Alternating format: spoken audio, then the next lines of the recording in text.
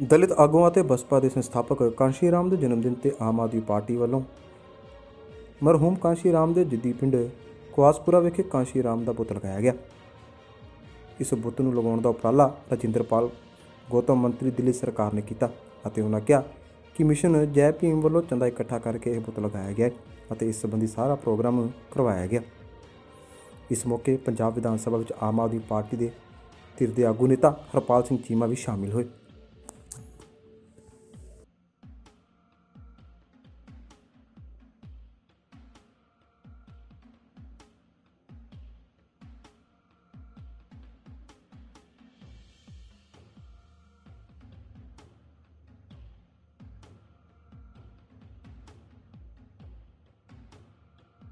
Sir, आज गांव कुआसपुरा में जो मूर्ति स्थापित की है,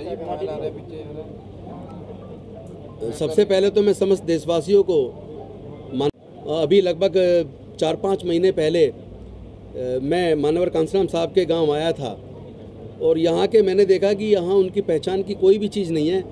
बाहर से पता नहीं लगता कि ये मानवर कांशीराम साहब का गांव है।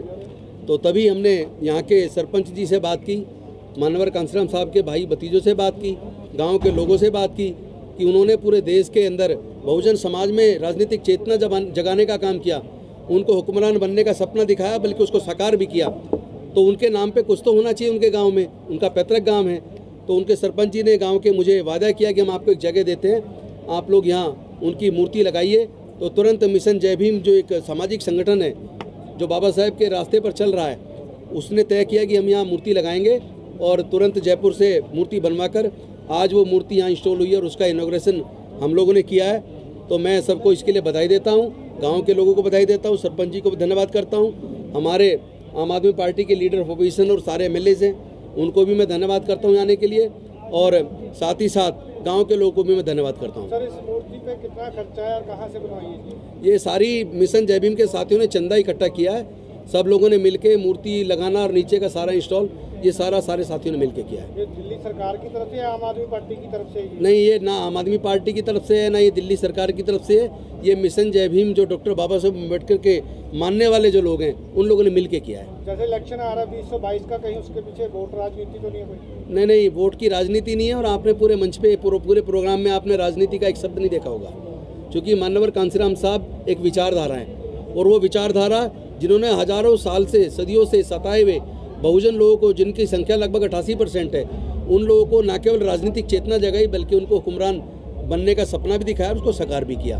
गौतम जी, जो घटी है ममता बनर्जी के साथ जो हुआ, क्या था ये? मतलब बेहद घटिया किस्म की राजनीति देश के अंदर एक ऐसी पार्टी कर रही है जो नाम तो राष्ट्रभक्ति का, राष्ट्रवाद का करती है, लेकिन चारों तरफ उन्होंने भय का वातावरण कर दिया। जहाँ भी वो जाते हैं वहीं पे भय पैदा करते हैं, लोगों को जाति धर्म के नाम पे बांटते हैं। और देखो, ये कृषि से संबंधित जो 3 काले कानून बनाए, इन कानूनों को बनाने में मुझे लगता है उन पूंजीपतियों के वकीलों का हाथ है। और ये जो मोदी जी के मित्र हैं, चूँकि वो कानून बनने से पहले उनके मित्रों ने बड़े बड़े गोडाउन बना लिए, इसका मतलब क्या उनको पहले से पता था ऐसा कानून आने वाला है? जमाखोरी पे तो पहले से एक बंदिश थी, एक सीमा से ज़्यादा भंडारण की किसी को इजाज़त नहीं थी। तो ये बड़े बड़े भंडारण केंद्र कैसे बन गए? ये सीधा साफ है, ये तीनों से संबंधित काले कानून ये किसानों के लिए नहीं बनाए गए, ये मोदी जी ने अपने मित्र अडानी अंबानी जैसे जो पूंजीपति लोग हैं उनके लिए बनाए हैं। धरने प्रदर्शन कर रहे हैं, बैंक मुलाजिम धरने पे है, मजदूर धरनों पे है, निजीकरण किया जा रहा है हर अदारे का, क्या कहना चाहते हैं? मैं समझता हूं कि मोदी जी को लगता है कि वो जाति और धर्म की राजनीति से हर बार जीत जाएंगे, इसलिए वो काम की राजनीति को तवज्जो नहीं देते। 2014 का उनका आप याद कीजिए, टीवी पे उनकी पार्टी का जो प्रचार आता था, बहुत हुई महंगाई की बार अब की बार मोदी सरकार, बहुत हुआ महिला पे बार अब की बार मोदी सरकार, बहुत हो गया भ्रष्टाचार अब की बार मोदी सरकार, हर साल 10 करोड़ लोगों को 2 करोड़ लोगों को रोजगार मिलेंगे, काला धन वापस आएगा, सबके अकाउंट में 15-15 लाख रुपए आएंगे और 100 स्मार्ट सिटी बनेंगे हर साल। क्या हुआ? ना रोजगार मिले, और कहते थे 30 रुपये लीटर पेट्रोल मिलेगा, पेट्रोल 100 रुपये लीटर पहुंच गया। कहते थे मैं देश नहीं बिकने दूंगा, कविता आपने सुनी होगी जो पढ़ रहे हैं वो, मैं देश नहीं बिकने दूंगा, लेकिन अब पता लगा उन्होंने तो अपने हाथों से देश बेचना था। आज पेट्रोलियम कंपनियां बिक रही हैं, आज बैंक बिक रहे हैं, इंश्योरेंस कंपनियां बिक रही हैं। आज उन्होंने जितनी भी जो FDI थी डिफेंस में, उसकी सीमा 78% से बढ़ा के 74% कर दी। आज एक भी चीज़ देश की ऐसी नहीं है जो हमारी नवरत्न कंपनियां जो हजारों करोड़ हर साल कमा के भारत सरकार को दिया करती थी, वो सारी कंपनियां घाटे में करके उनको बेचने का काम चल रहा। रेलवे इन्होंने बेच दिया, एयरपोर्ट इन्होंने बेच दिया। मैं आखिर पूछना चाहता हूं कि ये जो 70 साल को कोसते रहते हैं मोदी जी, वो ये बताएं कि उन्होंने अपने 7 साल के कार्यकाल में देश को क्या कमा के दिया। बेचने वाले लोग, कोई किसान अगर जमीन अपने बच्चों को दे के जाता है 100 बीघा, तो वो सोचता है बच्चे इसको 100 को 110 करेंगे, लेकिन जो बच्चा उस 100 बीघा जमीन में से 90 बीघा जमीन बेच दे, उस बच्चे को सपूत नहीं कहते। क्या कहते हैं ये मुझे बताने की ज़रूरत नहीं है। तो मैं समझता हूँ आज के प्रधानमंत्री जी ने जो बोला है सारा काम उसके विपरीत किया है। लोगों को जाति धर्म में बांट दिया है, जाति धर्म पूछ के लोगों की हत्याएं हो रही हैं और किसानों को ऐसे जगह ला के खड़ा कर दिया है जहाँ उनकी आने वाले समय में ज़मीनें भी जाने वाली हैं। मैं समझता हूँ अब पूरा देश मोदी जी को, बीजेपी की पूरी साजिश को और जो उनका RSS का जो एजेंडा है उसको पूरा देश समझ चुका है। उसका जवाब जनता जरूर देगी। केंद्र सरकार है वो दबाव बना ये केंद्र की जो सरकार है ये झूठ बोलने में माहिर है। वजह है कि बड़े जो मीडिया हाउसेज हैं उनको उनके मित्र बड़े बड़े पूंजीपतियों ने पहले ही खरीद के उनकी ब्रांडिंग की थी, वो सच को दिखाते नहीं हैं और इसलिए वो गलत बयानी कर रहे हैं। अगर आप ईमानदारी से देखो, आप उत्तर प्रदेश में चले जाओ, मैं होके आया हूँ पूरे पूर्वी उत्तर प्रदेश में, आप लोग मध्य प्रदेश में चले जाओ, आप केरला चले जाओ, आप लोग कर्नाटका चले जाओ, आप महाराष्ट्र चले जाओ, पूरे देश के किसान इसके खिलाफ आंदोलन कर रहे हैं। शाहजहाँपुर में उनके ऊपर देखो रासुका लगाई है, यूपी में बनारस में रासुका लगाई है किसानों के ऊपर। तो ये किसान केवल यहाँ बॉर्डर पे नहीं बैठे, केवल पंजाब या हरियाणा के किसान विरोध नहीं कर रहे हैं, केवल उत्तर प्रदेश के लोग विरोध नहीं कर रहे हैं, पूरे देश के हर राज्य के किसान। गुजरात के अंदर मैं भी होकर आया हूँ, अहमदाबाद और गांधीनगर, वहाँ पे भी किसान बड़ी मात्रा में इन बिलों का विरोध कर रहे हैं, लेकिन वो मीडिया नहीं दिखाया। तो इसका मतलब ये नहीं है कि केवल किसान विरोध, पंजाब का किसान विरोध कर रहा है। क्या तैयारी है? आम आदमी पार्टी तैयारी कर रही है। जो दिल्ली के अंदर जो काम का मॉडल की शुरुआत हुई है, आज पूरे देश को काम की ज़रूरत है, काम की राजनीति की जरूरत है। हम लोग राजनीति करने नहीं, राजनीति बदलने आए थे। आज पूरे देश में आप देख लीजिए, दिल्ली से सस्ती बिजली पूरे देश में आपको कहीं नहीं मिलेगी। हम लोगों ने कहा था बिजली हाफ करेंगे, पानी माफ़ करेंगे। हमने ये नहीं कहा था बिजली मुफ्त करेंगे, हमने 200 यूनिट बिजली मुफ्त कर दी। हमने बसों में महिलाओं को यात्रा फ्री कर दी। हम लोग लगातार एक के बाद एक ऐसे काम करते जा रहे हैं। पूरे दुनिया के अंदर, केवल भारत में नहीं, पूरे दुनिया के बजट उठा के देख लो, दिल्ली शायद पूरे दुनिया का पहला राज्य है जिसने अपने टोटल बजट का लगभग 25% एजुकेशन पे खर्च करके सरकारी स्कूलों को इतना बेहतरीन बना दिया कि आज प्राइवेट स्कूलों से लोग एडमिशन कटाकर सरकारी में भर्ती हो रहे हैं। मुख्यमंत्री का चेहरा लाना जाएगा, पहला कौन हो सकता है? अभी आप इंतजार कीजिए, समय है, तैयारी चल रही है।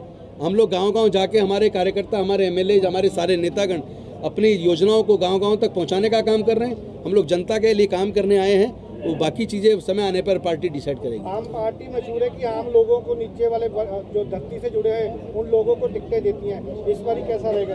बिल्कुल नीचे के लोगों को देती है। मैं खुद एक वकील पेशे से आया हूँ, कभी राजनीति में नहीं रहा, सोशल वर्कर रहा हूँ, तो मेरे जैसे आदमी को दिया है तो मैं मानता हूँ बिल्कुल वास्तव में मिलता है। ਸੁਖਬੀਰ ਬਾਦਲ ਵੱਲੋਂ ਕੱਲ ਅਨਾਉਂਸਮੈਂਟ ਕੀਤੀ ਗਈ ਕਿ ਮੈਂ ਜਲਾਲਾਬਾਦ ਇਲੈਕਸ਼ਨ ਲੜਾਂਗਾ, ਤੁਸੀਂ ਉਸ ਬਾਬਤ ਕਿੱਦਾਂ ਦੇ ਰਹੇ ਹੋ? ਇਲੈਕਸ਼ਨ ਬੋਰਡ ਦੇ ਵਿੱਚ ਆ ਚੁੱਕੇ ਆਮ ਆਦਮੀ ਪਾਰਟੀ ਇੱਕ ਦੋ ਸਟੈਪ ਲਈ LOP ਹੈ ਉਸ ਕੋਲ। ਦੇਖੋ, ਆਮ ਆਦਮੀ ਪਾਰਟੀ ਪੂਰੇ ਪੰਜਾਬ ਦੇ ਵਿੱਚ ਅਸੀਂ ਜਿਹੜੇ ਜਾ ਰਹੇ ਹਾਂ, ਪਾਰਟੀ ਮਜ਼ਬੂਤ ਕਰ ਰਹੇ ਹਾਂ, ਸਾਡੀ ਆਰਗੇਨਾਈਜੇਸ਼ਨ ਤੇ ਕੰਮ ਹੋ ਰਿਹਾ। ਬਿਲਕੁਲ ਜਦੋਂ ਪੰਜਾਬ ਵਿੱਚ ਇਲੈਕਸ਼ਨ ਹੋਣੀ ਹੈ ਉਦੋਂ ਉਸ ਕੈਂਡੀਡੇਟ ਐਲਾਨ ਕਰਾਂਗੇ।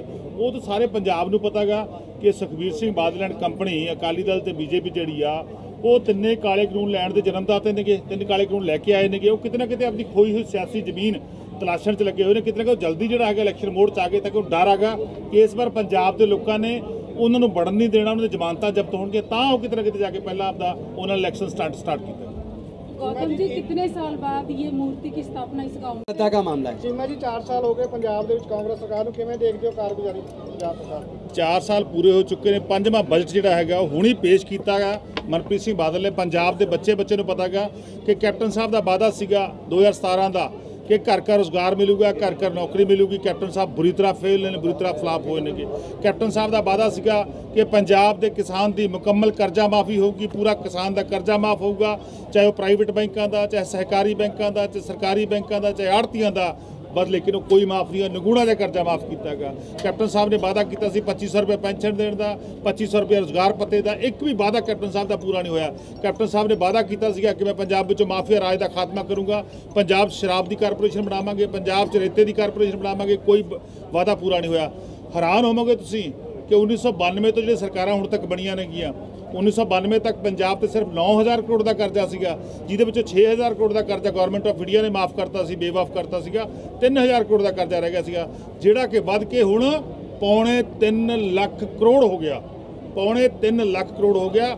ਪਿਛਲੇ ਬਜਟ ਸੈਸ਼ਨ ਦੇ ਵਿੱਚ ਜਿਹੜਾ ਤੇ ਚੌਥਾ ਬਜਟ ਸੈਸ਼ਨ ਪੇਸ਼ ਹੋਇਆ ਸੀਗਾ, ਉਹਦੇ ਵਿੱਚ ਮਨਪ੍ਰੀਤ ਸਿੰਘ ਬਾਦਲ ਨੇ 2,48,000 ਰੁਪਇਆ ਕੋਟ ਕੀਤਾ ਸੀਗਾ ਕਿ ਪੰਜਾਬ ਤੇ ਕਰਜ਼ਾ ਗਾ। ਜਿਹੜਾ ਹੁਣ ਕੀਤਾਗਾ ਉਹਦੇ 'ਚ 2,73,703 ਦਾ ਕੀਤਾਗਾ। ਇੱਕ ਪਾਸੇ ਪੰਜਾਬ ਸਰਕਾਰ ਗਵਰਨਮੈਂਟ ਆਫ ਇੰਡੀਆ ਤੋਂ ਕਰਜ਼ਾ ਲੈ ਰਹੀ ਆ, ਲਗਾਤਾਰ ਕਰਜ਼ਾ ਵਧ ਰਿਹਾ, ਔਰ ਦੂਜੇ ਪਾਸੇ ਪੰਜਾਬ ਦੇ ਲੋਕਾਂ ਦੇ ਟੈਕਸ ਲਾ ਰਹੇ ਨੇ ਕਿ ਪੰਜਾਬ ਦੇ ਲੋਕਾਂ ਨੂੰ ਕੀ ਮਿਲ ਰਿਹਾ, ਕਿ ਪੰਜਾਬ ਦੇ ਸਕੂਲਾਂ 'ਚ ਅਧਿਆਪਕ ਪੂਰੇ ਹੋ ਗਏ, ਕਿ ਪੰਜਾਬ ਦੇ ਸਕੂਲਾਂ ਸਰਕਾਰੀ ਜਿਹੜੀ ਐਜੂਕੇਸ਼ਨ ਅੱਛੀ ਹੋਗੀ, ਕਿ ਪੰਜਾਬ ਦੇ ਹਸਪਤਾਲਾਂ ਦੇ ਵਿੱਚ ਜਿਹੜੀ ਮੁਫਤ ਇਲਾਜ ਹੋ ਗਿਆ, ਕਿ ਪੰਜਾਬ ਵਿੱਚ ਜਿਹੜੀ ਮੁਫਤ ਪੜ੍ਹਾਈ ਹੋਗੀ, ਯੂਨੀਵਰਸਿਟੀਆਂ ਬੰਦ ਹੋਣ ਦੇ ਕਿਨਾਰੇ ਨੇ ਗਈਆਂ, ਪੰਜਾਬ ਤੇ ਕਰਜ਼ਾ ਚੜ ਰਿਹਾ, ਪੰਜਾਬ ਦੇ ਲੋਕਾਂ ਟੈਕਸ ਲੈ ਰਹੇ ਨੇ। ਮੈਂ ਸਮਝਦਾ ਪੰਜਾਬ ਨੂੰ ਲੁੱਟਣ ਦਾ ਕੰਮ ਕਾਂਗਰਸੀ, ਪੰਜਾਬ ਨੂੰ ਲੁੱਟਣ ਦਾ ਕੰਮ ਕੈਪਟਨ ਸਾਹਿਬ ਖੁਦ ਕਰ ਰਹੇ ਨੇ। ਜੋ ਬਜਟ ਦੇ ਵਿੱਚ ਪੇਸ਼ ਕੀਤਾ ਗਿਆ, ਜੋ ਫੰਡ ਰੱਖੇ ਗਏ ਆ, ਕੀ ਲੱਗਦਾ ਸਰਕਾਰ ਦੇ ਖਜ਼ਾਨੇ 'ਚ ਇੰਨਾ ਪੈਸਾ ਹੈਗਾ, ਉਹ ਵਾਅਦੇ ਪੂਰੇ ਹੋਣਗੇ 8-9 ਮਹੀਨਿਆਂ ਦੇ ਵਿੱਚ? ਹੁਣ ਤੱਕ ਜਿੰਨੇ ਵੀ ਬਜਟ ਦੇ ਵਿੱਚ ਪੈਸੇ ਰੱਖੇ ਜਾਂਦੇ ਰਹੇ ਨੇਗੇ, ਜੇ ਆਪਾਂ ਪਿਛਲੇ ਬਜਟ ਸੈਸ਼ਨ ਦੀ ਗੱਲ ਕਰੀਏ 2000 ਕਰੋੜ ਰੁਪਇਆ ਰੱਖਿਆ ਸੀ ਕਿਸਾਨੀ ਕਰਜ਼ੇ ਦਾ, 500 ਕਰੋੜ ਰੁਪਇਆ ਰੱਖਿਆ ਸੀ ਦਲਤਾਂ ਦੇ ਕਰਜ਼ੇ ਦਾ, ਬਿਲਕੁਲ 1 ਰੁਪਇਆ ਸਿੰਗਲ ਪੈਨੀ ਮਾਫ ਨਹੀਂ ਹੋਇਆਗਾ। ਇਸ ਵਾਰ ਕਿੰਨਾ ਰੱਖਿਆ ਗਿਆ? 1712 ਕਰੋੜ ਰੁਪਇਆ। ਜਿਹੜੇ ਸਰਕਾਰ ਟੀਚੇ ਮਿਥਦੀ ਆ ਕਿ ਅਸੀਂ ਆ ਬਜਟ ਰੱਖਤਾ, ਕਦੇ ਵੀ ਪੂਰੇ ਨਹੀਂ ਹੋਏ। ਮੈਂ ਆਪਣੇ ਸਰੂਰ ਦੀ ਗੱਲ ਕਰਾਂ, 3 ਕਾਲਜ ਬਣਾਉਣ ਦੀ ਗੱਲ 2017 'ਚ ਹੋਈ ਸੀਗੀ, ਅੱਜ ਤੱਕ ਇੱਕ ਵੀ ਨਹੀਂ ਬਣਿਆ, ਨੀਂਹ ਪੱਥਰ ਵੀ ਨਹੀਂ ਰੱਖਿਆ ਹੈਗਾ। ਜੋ ਕੁਝ 2017 'ਚ ਐਲਾਨ ਹੋਇਆ ਸੀਗਾ ਉਹ 'ਚ ਇੱਕ ਵੀ ਕੰਮ ਕੈਪਟਨ ਸਾਹਿਬ ਨੇ ਪੂਰਾ ਨਹੀਂ ਕੀਤਾ। ਸੋ ਮੈਂ ਸਮਝਦਾ ਹਰ ਵਾਰ ਇੱਕ ਝੂਠ ਦਾ ਪਲੰਦਾ ਲੈ ਕੇ ਆਉਂਦੇ ਨੇਗੇ, ਹਰ ਵਾਰ ਅੰਕੜਿਆਂ ਦਾ ਹੇਰ-ਫੇਰ ਲੈ ਕੇ ਆਉਂਦੇ ਨੇ, ਅੰਕੜੇ ਦਾ ਹੇਰ-ਫੇਰ ਕਰਕੇ ਚਲੇ ਜਾਂਦੇ ਨੇ, ਔਰ ਲੋਕਾਂ ਨੂੰ ਕੁਝ ਨਹੀਂ ਮਿਲਦਾ ਹੈਗਾ। ਨਗਰ ਕੌਂਸਲ ਚੋਣਾਂ ਦੇ ਵਿੱਚ ਕਾਂਗਰਸ ਜਿੱਤਦਾ, ਨਗਰ ਕੌਂਸਲ ਦੇ ਚੋਣਾਂ ਦੇਖੋ ਪੂਰੇ ਪੰਜਾਬ 'ਚ ਪਤਾ ਗਾ ਕਿ ਇਹ ਜਿਹੜੀਆਂ ਚੋਣਾਂ ਸੀ, ਨਗਰ ਕੌਂਸਲ ਦੀਆਂ ਚੋਣਾਂ ਡਰਾ ਕੇ, ਧਮਕਾ ਕੇ, ਲੁੱਟਮਾਰ ਕਰਕੇ, ਗੋਲੀਆਂ ਚਲਾ ਕੇ ਜਿੱਤੀ ਗਈ ਆ। ਇਸੇ ਤਰ੍ਹਾਂ ਦੇ ਚੋਣਾਂ 2016 ਦੇ ਵਿੱਚ ਅਕਾਲੀ ਦਲ ਬੀਜੇਪੀ ਨੇ ਜਿੱਤੀਆਂ ਸੀਗੀਆਂ। ਪੂਰੇ ਪੰਜਾਬ 'ਚੋਂ ਕਲੀਨ ਸਵੀਪ ਕੀਤਾ ਸੀ, ਸਾਰੇ ਪੰਜਾਬ 'ਚ ਜਿੱਤੇ ਸੀਗੇ। ਇੱਥੋਂ ਤੱਕ ਕਿ ਕੈਪਟਨ ਸਾਹਿਬ ਆਪਣੇ ਬਾੜ 'ਚੋਂ, ਆਪਣੇ ਬੂਥ ਤੋਂ ਇਲੈਕਸ਼ਨ ਹਾਰ ਗਏ ਸੀ, ਵੋਟ ਪਾਉਣ ਤੱਕ ਨਹੀਂ ਗਏ ਸੀਗੇ। ਔਰ 2017 ਦੇ ਵਿੱਚ ਜਾਂਦੇ 1 ਸਾਲ ਬਾਅਦ 9 ਮਹੀਨਿਆਂ ਬਾਅਦ ਪੰਜਾਬ ਵਿੱਚੋਂ ਅਕਾਲੀ ਦਲ ਬੀਜੇਪੀ ਦਾ ਬਿਸਤਰਾ ਗੋਲ ਲੋਕਾਂ ਨੇ ਕਰਤਾ ਸੀ। ਈਵੀਐਮ ਤੇ ਲਗਾਤਾਰ ਸਵਾਲ ਚੁੱਕੇ ਜਾਂਦੇ ਕਿ ਇਸ ਵਾਰੀ ਆਮ ਆਦਮੀ ਪਾਰਟੀ ਸਹਿਮਤ ਆ 22 ਦੇ ਵਿੱਚ ਈਵੀਐਮ ਦੇ ਨਾਲ ਇਲੈਕਸ਼ਨ ਕਰਾਉਣ। ਦੇਖੋ ਉਸ ਤਾਂ ਪੰਜਾਬ ਦੀ ਵਿਧਾਨ ਸਭਾ 'ਚ ਵੀ ਕਿਹਾਗਾ, ਸਾਡੀ ਤਾਂ ਦਿੱਲੀ ਸਰਕਾਰ ਵੀ ਕਹਿੰਦੀ ਆ ਕਿ ਜਿਹੜੀਆਂ ਵੋਟ ਪਰਚੀਆਂ ਨਹੀਂ ਵੋਟਾਂ ਪੈਣੀਆਂ ਚਾਹੀਦੀਆਂ ਨੇ, ਪਰ ਲੇਕਿਨ ਦੇਸ਼ ਦੇ ਵਿੱਚ ਬੀਜੇਪੀ ਦਾ ਰਾਜ ਹੈਗਾ, ਈਵੀਐਮ ਵਰਤੀ ਆ। ਅਸੀਂ ਕਹਿੰਦੇ ਆ ਕਿ ਜਿਹੜੀ ਇਲੈਕਸ਼ਨ ਆ ਉਹ ਈਵੀਐਮ ਦੀ ਜਿਹੜੇ ਛੱਡ ਕੇ ਵੋਟ